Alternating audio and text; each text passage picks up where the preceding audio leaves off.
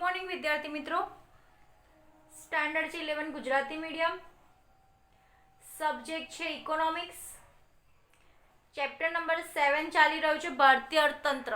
બરાબર, એની અંદર આપણે જોઈ રહ્યા છે સ્વતંત્રતા પછીના ભારતનું અર્થતંત્ર. બરાબર, એટલે કે આપણે પહેલા ઘણા બધા લેક્ચરમાં જોઈ ગયા કે સ્વતંત્રતા પહેલાનું ભારતનું અર્થતંત્ર કેવું હતું અને અંગ્રેજો આવ્યા ત્યારબાદનું અર્થતંત્ર કેવું થઈ ગયું. બરાબર, અને આપણો દેશ જ્યારે 1947માં આઝાદ થયો ત્યાર પછીના ભારતનું અર્થતંત્ર કેવું રહ્યું તે આપણે જોઈ રહ્યા છે. તો આપણે કાલના લેક્ચરમાં માથાદીઠ આવક અને ખેતીનું જોયું કે આ બેના કેવું છે ભારતીય અર્થતંત્ર, અને આજે આપણે આગળના જોઈશું કે કયું કયું છે આગળમાં. તો કે ઉદ્યોગ છે. પહેલું ઉદ્યોગ. તમને ખબર જ છે કે અંગ્રેજો આપણા દેશમાં શાસન કરીને ગયા ત્યારબાદ આપણા ઉદ્યોગો પડી ભાગ્યા, ખેતી પડી ભાગી, સેવા ક્ષેત્રો પડી ભાગ્યા. તો કઈ રીતે આપણું અર્થતંત્ર વિકાસ પામે છે એ આપણે જોઈએ છે. ઉદ્યોગો. વર્ષ 1951માં ભારતના ઉદ્યોગો 10.6% લોકોને રોજગારી પૂરી પાડતા હતા. આ પ્રમાણ 2001માં 18.8 થયું. આ પ્રમાણ વધારો થઈ છે. બરાબર, તો કે 1951માં એટલે કે આપણો દેશ આઝાદ થયો ક્યારે? 1947માં, એટલે કે આઝાદી પછી ધીમે ધીમે ઉદ્યોગો ઊભા થયા. એમાં આપણે 1951માં 10.6% લોકોને રોજગારી ઉદ્યોગો પૂરો પાડતા હતા, જે વધીને 2001માં 18.2 થયા. આ પ્રમાણમાં વધારો થયો છે. બરાબર, વર્ષ 2011-12માં ઉદ્યોગ ક્ષેત્રે રોજગારીનું પ્રમાણ 24.3 થયું. તેટલું જ નહીં, 1950-51માં ઉદ્યોગ ક્ષેત્ર રાષ્ટ્રીય આવકમાં 16.6% હિસ્સો આપતું હતું, જે પ્રમાણમાં 2013-14માં વધીને 26 થયું.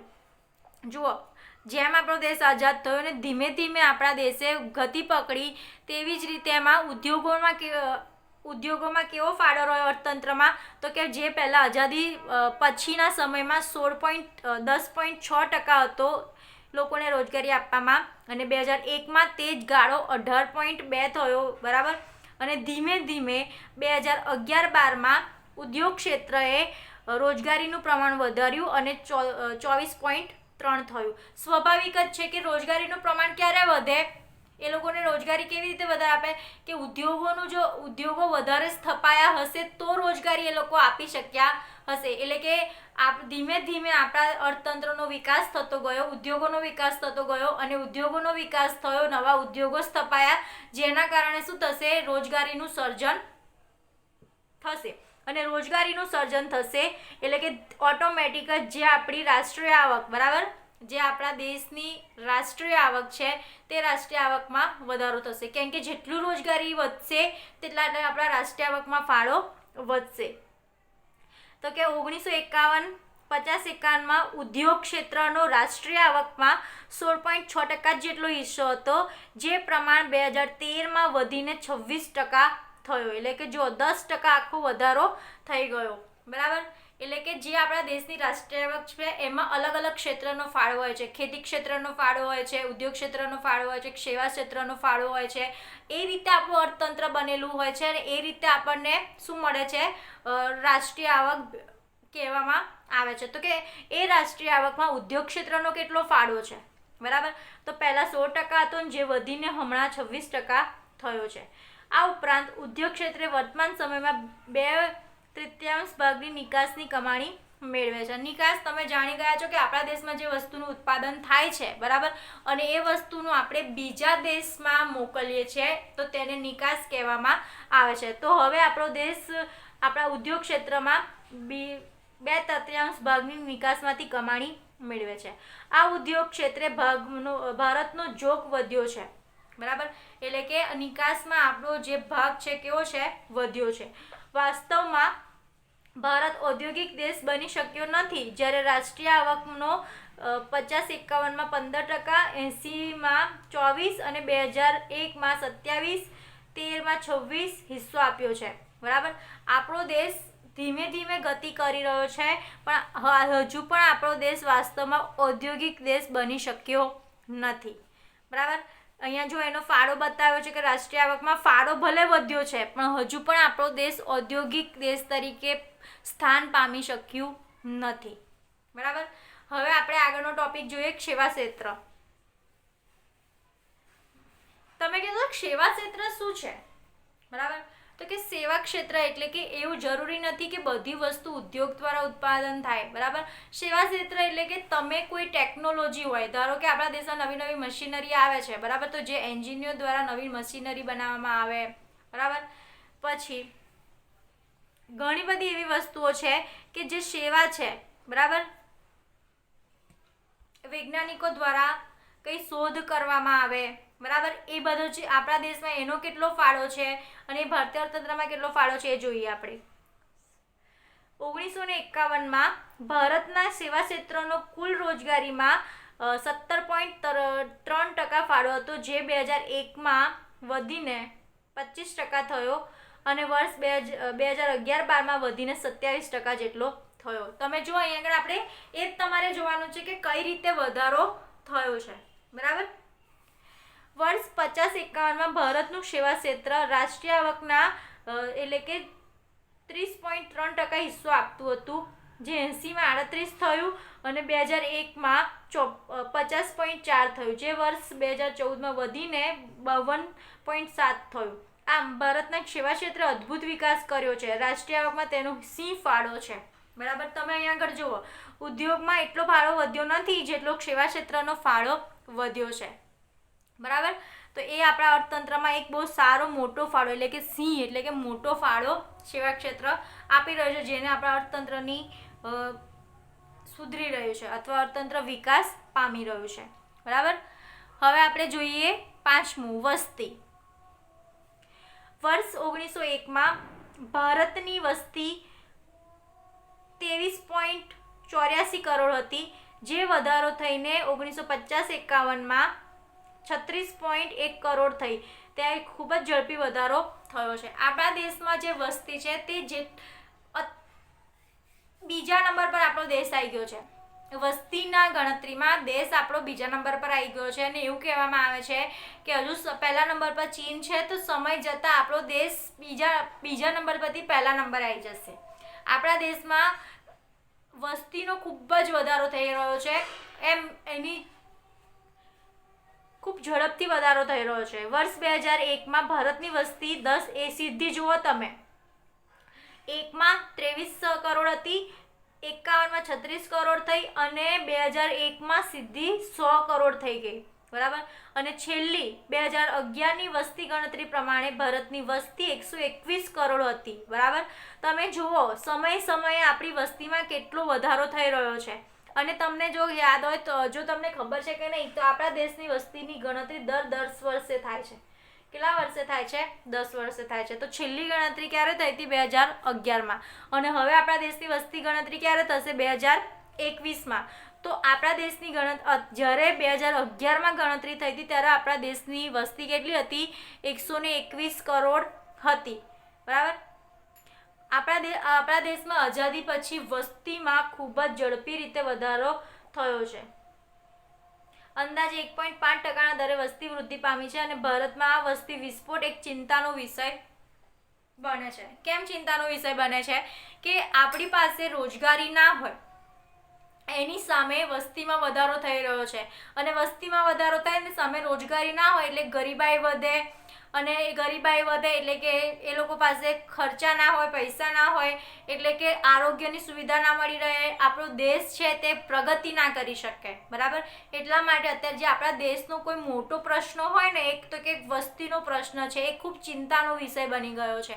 કેમ કે જેટલા ઝડપથી વસ્તી વધી રહી છે તેટલા ઝડપથી આપણા દેશમાં રોજગારીનું સર્જન નથી થઈ રહ્યું કે ના આપણા દેશમાં સુવિધાઓનું સર્જન થઈ રહ્યું છે. બરાબર. એટલા માટે વસ્તી એ બહુ જ ચિંતાજનક બાબત છે અને એ પણ આપણા અર્થતંત્રને અસર કરી શકે છે. ફરી જોઈએ આપણે ગરીબી. ભારતના નિરપેક્ષ ગરીબીની સમસ્યા ધરાવતો દેશ છે. ભારત દેશમાં 73-74માં 54% લોકો ગરીબ હતા. આ પ્રમાણ વર્ષ 93-94માં ઘટીને 45.3 થયું, જે ઘટાડો પામીને 2004-05માં 37.2 રહ્યું. વર્ષ 2011-12ના આંક મુજબ ભારતને 21% વસ્તી ગરીબ હતી આમ વાસ્તવમાં ગરીબીનું પ્રમાણ ઘટ્યું છે, છતાં ભારતની દારૂણ ગરીબીનો કોઈ મોટો ફેરફાર થવા પામ્યો નથી. આંકડા બતાવે છે કે આપણા દેશમાં ગરીબીને ઘટાડો થયો છે, પણ એવું કોઈ ગરીબીમાં ખાલી આંકડા રીતે ઘટાડો દેખાડે છે, નકર ઓરિજિનલ રીતે કોઈ ફેરફાર દર્શાવતું નથી. એનું રીઝન શું છે? ઝૂંપડપટ્ટીઓ એટલી જ છે. હજુ લોકોને રોજગારી મળી નથી, હજુ લોકોને આરોગ્યની સેવા મળી નથી, હજુ લોકોને પાયાની સુવિધાઓ મળી નથી. પાયાની સુવિધા એટલે કે આરોગ્ય, શિક્ષણ, પછી ઘર, મકાન, રહેઠાણની સુવિધાઓ, વાહન વ્યવહારની સુવિધાઓ. કેટલીક ઝૂંપડપટ્ટી એવી છે કે ના તો ત્યાં શૌચાલયો છે, કે ના તો ત્યાં કચરાનો નિકાલ કરવાનું કોઈ બી કામગીરી છે. બરાબર. તો આપણો દેશ એ ખૂબ જ બે વસ્તુ બહુ જ ચિંતાજનક વિષય ધરાવે છે. એક તો આપણો દેશ વસ્તી અને બીજું છે ગરીબી. બરાબર. તો આ બે વસ્તુ એ બહુ જટિલ છે, એ આઝાદી પછી પણ જોવા મળે છે. ફરી આપણે જોઈએ બેકારી. ભારતમાં માળખાગત બેકારી ધરાવતો દેશ છે. ભારતમાં વર્ષ 1951માં 33 લાખ લોકો બેકાર હતા. નેશનલ સર્વેના અંદાજ મુજબ 1999-2000માં ભારતના 7.31 લોકો બેકાર હતા, જે પ્રમાણે વધીને 2004-05માં 8.2 થયું, અને ત્યાર પછી 2009માં વધીને ઘટાડો થયો 6.6 થઈ ગયું, અને તે પ્રમાણ 2012માં ઘટીને 5.6 સુધી નીચે આવ્યું. પરંતુ ભારતની ગ્રામીણ બેકારીનું પ્રચંડ બેકારીનું પ્રમાણ વિશેષ છે. આ બેકારી છુપી બેકારી હોવાથી માપી શકાતી નથી, ને આ ભારત બેકારીનું ઊંચું પ્રમાણ ધરાવતો દેશ છે. આપણા દેશમાં એક તો વસ્તી, એક તો ગરીબી ને એક તો બેકારી, એ બહુ જટિલ અને બહુ ચિંતાનો વિષય છે. બરાબર. આપણા દેશમાં જે ગામડામાં લોકો બેકાર છે, જે લોકોને બેકાર છે એટલે કે ખેતીના જે પાક રોપે છે એ પાક જેવા થવા જોઈએ એવા થતા નથી. બરાબર. એટલે એમનો પાક નિષ્ફળ જાય એટલે એ લોકોને કોઈક રોજગારીનું સર્જન થશે નહીં, તો એ પણ લોકો બેકાર છે. પણ એ લોકો કેવા બેકાર છે? તો કે છુપા બેકાર લોકો છે, બેકારી છે, એ આપણને દેખાતી નથી. બરાબર. એટલે કે આપણે સરખું બેકારીનું પ્રમાણ કાઢી શકતા નથી. આંકડા બતાવે છે કે ધીમે ધીમે આપણા દેશમાં બેકારીનું પ્રમાણ ઘટ્યું છે, પણ એટલા મોટા પ્રમાણમાં ઘટ્યું નથી, અને એવી કેટલીક છુપી બેરોજગારી છે કે જે આપણે માપી શકતા નથી. એટલે બીજા દેશો કરતાં આપણો દેશ એ બેકારીનું ઊંચું પ્રમાણ ધરાવતો દેશ છે. 8મું જોઈએ માનવ વિકાસ. ભારતીય લોકોનું જીવન ધોરણ વાસ્તવમાં વિશ્વના વિકસિત દેશોની સાપેક્ષામાં ખૂબ નીચું છે. સામાન્ય રીતે માનવ વિકાસ અહેવાલ કે જેની રચના સંયુક્ત રાષ્ટ્ર સંઘ કરે છે તે મુજબ સરેરાશ આયુષ્ય, જ્ઞાન અને જીવન ધોરણના માપદંડ અનુસાર એક માનવ વિકાસ આંક તૈયાર કરવામાં આવ્યો છે. આ માનવ વિકાસ આંક રજૂ કરનાર અહેવાલ માનવ વિકાસ અહેવાલ કહે છે. વર્ષ 2000ના માનવ વિકાસ અહેવાલ મુજબ ભારતનો માનવ વિકાસ આંક 0.463 હતો, જે સુધરીને 0.547 થયો, ત્યારબાદ 554 થયો, અને ત્યારબાદ 586 થયો. ભારતે 187મો દેશ છે, દેશમાંથી 136મો ક્રમ પ્રાપ્ત કર્યો. એટલે કે માનવ વિકાસ આંક એટલે કે આપણા દેશમાં લોકો કેવું જીવન જીવે છે.